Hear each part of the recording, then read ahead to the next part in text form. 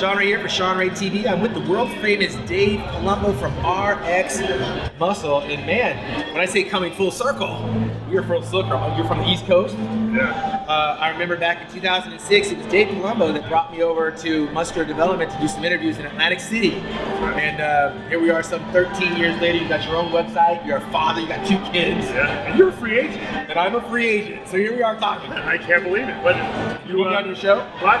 Well, now I can actually interview you, right? Well, I'm going to interview you right now. So people think we don't like each other, but it's just all industry business stuff. Well, with the contracts that we have, the exclusivity type clauses, people don't get to hear the other side of why you can't talk. And we've got a long storied history, but the one thing we share in this industry is our love for the sport of bodybuilding. Dave, you competed over here at the USA's many years. Yeah. We want to talk about this year's Mr. Olympia, man. I just went down this whole storyboard. It seems to me that there's a huge interest in the classic men's physique, even more so than the Mr. Olympia.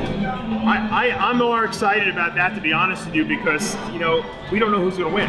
Obviously, Brian Anson's got to be considered the favorite. But we said that about Danny Hester a year ago. Rob, I didn't say that. Okay. I didn't think Danny Hester deserved to win the first year, but I think he was a good champion for the sport as a first champion. But I thought physique-wise, it was, you know, you could have made an argument for any of the guys. But I think Brian is a solid winner last year. I liked Bumstead, actually, personally, but I think Brian proved at the Arnold Classic this year when he won that he was the real deal, that he improved. So I think it's going to be hard to unseat him. But I think, you know, the physique of Bumstead with the shapes that this guy's got on his body has a lot more wow. And that's what's making it exciting, because I think there is a race there. I don't think it's a foregone conclusion. Which is what makes the sport of bodybuilding exciting. And it used to, back in the day, when you thought, in the 90s anyway, 4 or 5 guys could maybe have a shot at beating Dorian, which never actually happened. But here in the classic physique, it's anybody's game. Yeah, but why in the open do you think that Phil's been so dominant? Because he's not the biggest guy. Right. Granted, he's probably the best conditioned guy up there. He doesn't have the best symmetry up there, but yet he seems to be able to win every single year. I think with Phil, when you have the guys he's going up against, I mean, the guys have more flaws than Phil does, because it comes down to who has the fewest flaws. As Big Ramy is, the calves are subpar, the back thickness is just subpar. I think the hamstrings don't really match up with the thighs. And while Phil might have had a little distension in his stomach, there was one weakness. I couldn't really point out a whole lot more after that. No, I thought Phil deserved to win, and I think he'll probably win this year too, because it's the same guys. Yes. I mean, unless Sean Roden pulls a bunny rabbit out of his hat, and it's possible, because I think structure-wise, he probably is the only guy who could beat Phil. But age-wise, I think that's working against him. He's not a spring chicken, and Sean's been there for quite some time. A promise unkept. He got first runner-up, and then he just things started happening. I mean, do you think that's why also Phil is so dominant? I mean, all the guys that are really around him are in their 40s. Yeah, that's the thing. It is an older man sport right now. We don't have the youth. We thought it would be Dallas McCarver, maybe a Steve Kuklo coming in the future, and Justin Compton. These guys are all gone from the landscape, with the exception of Steve Kuklo, but he's been a very busy guy, off-season getting married and doing all the other ventures. I think that might take his eye off of the prize in terms of challenging for a guy like Phil Heath. But right now, it seems to be a 2-man show with Big Ramy, with William Bonac being a little too small. Yeah, you would have to think, you know, Phil is a better version of Bonac. He's a better version of Dexter. You know, he's a better version of Sean Roden. And then you got Ramy in there. I mean, and there's no one else who seems to be on the horizon. I mean, I like Ian Valliere. I think maybe in the next couple of years, I like Nathan Diasher in the next couple of years. I don't think Brandon Curry can beat these guys.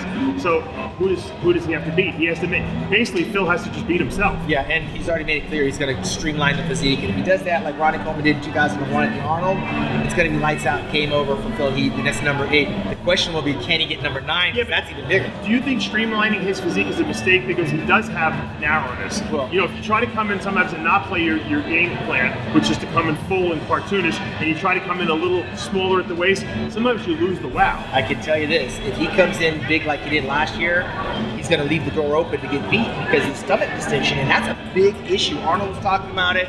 A guy like Cedric McMillan, who has everything and then some, if he dial it in, he's a guy that can leapfrog over everyone like Ronnie Coleman did, but I think that ship might have sailed already for him. This problem is consistency. We haven't seen any consistency.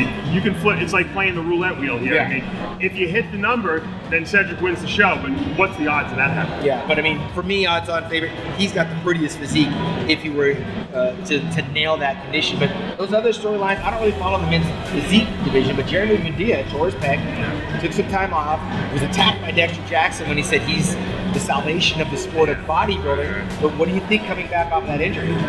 I think that Andre Ferguson has got to be the man that's got to be very dangerous, and he's got to be right behind Jeremy Mendia in his ear, whispering sweet nothings, because if Jeremy shows any flaws in his physique, and we haven't seen it really since the pec tear, I think Andre can, and there's a couple other guys too that can just step right in there and take it, but Andre's got that momentum for winning the Arnold. Well, we also have the women's bikini, which Dave knows all about, women's physique, and a few other things. Women's fitness, of course, Oksana Goshine will be missing in action, so there's a lot of other storylines. No Juliana Malacarni in women's physique. To me, Shanique Grant and Natalia Coelho have to be the two to beat. And we found out breaking news. The other one is not here either. From the physique division, I was doing the commentary with her over Latoya Watts. She's out. Oh, and figure. Yes. Latoya contacted me. I'm kind of friendly with her. She had some health issues. She figures it would be better for her not to come at that less than her best. And I think it's a good decision because Candice Lewis and Sydney Gillen, who's the champion, obviously Candice who won the Arnold, they're really, really tough to beat. So is Nicole Wilkins coming back? Or? I don't know. I don't think she can touch those girls. Okay. All right, so that's going to bring us to the conclusion of our little preview of the Olympia. Dave, we haven't talked a lot of years.